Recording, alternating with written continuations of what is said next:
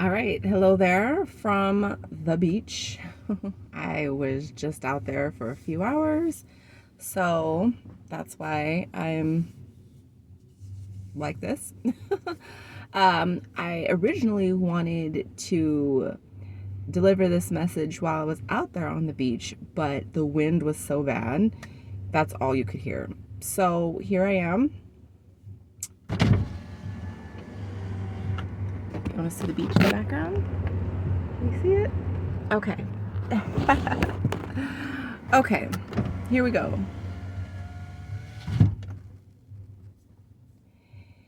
We are at a profound place of transition, whatever that may be. So for me specifically, today is my birthday, and I'm at level 38. No, 37. Oh my goodness. So around this time, I'll usually spend like the day before my birthday, that night before, reflecting on the year, writing down the major themes, reflecting on like what really stood out to me, what were the best moments, what were the, like just an overall just theme. It's kind of like a New Year's type of thing, but I do it at my birthday.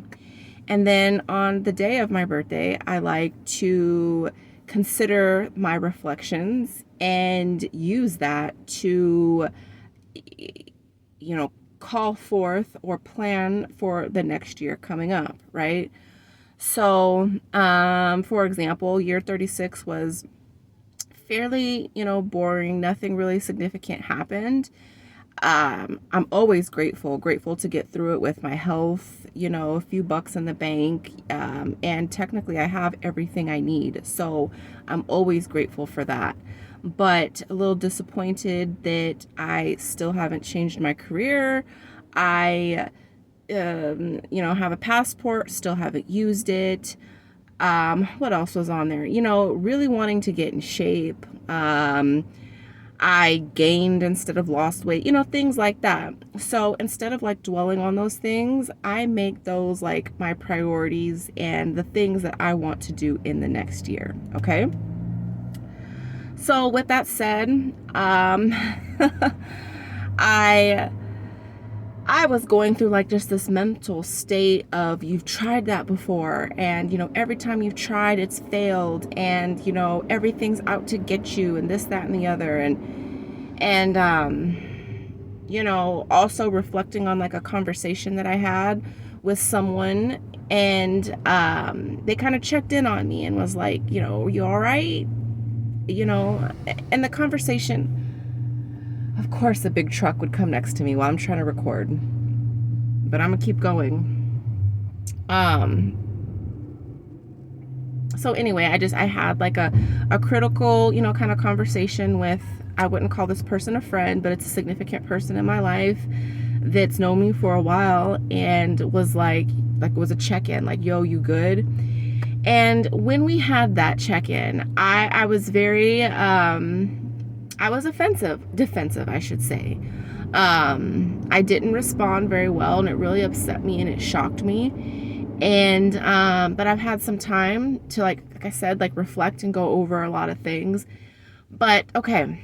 So with all that said, if you're, take what resonates, leave what doesn't. But if you're in this space of reflection and moving forward, and, take what you can from my story of using like what doesn't work for you and transmute that into like the goals to push you forward, to push you to the next step, right? Don't beat yourself up. Don't be so down on yourself. Just take it for what it is, So with that said, I've been really also reflecting on the conversation, and having to just be really honest with yourself about like where you are at this point in time. And even though I got really upset with that conversation, as I was walking down on the beach, and I almost cried a little bit, but it was like, yo, you're not good. Like you're really not good. Like when people come to you talking to you about like what this person talked to you about, and for you as well, your listener out there, is that people will start to show you signs, and it's like usually a reflection of yourself, right?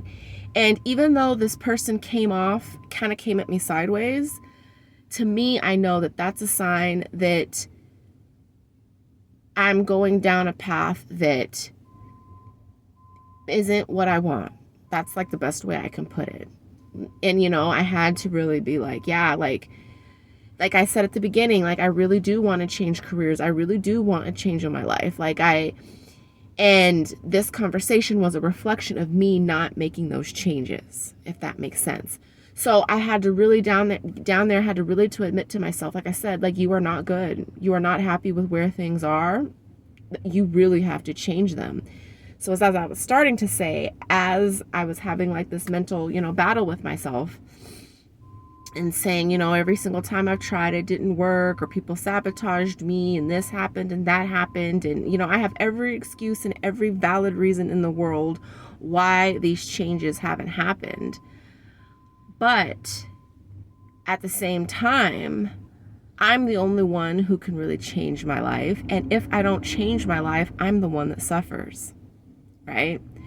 So it's like it's kind of like pick your hard. Like, you either have to like sacrifice some things, you got to give up some things, you got to say no to some things so you can say yes to some other things. You got to go all in. You got to do something, okay? Because we're at a point of where like these things are very critical.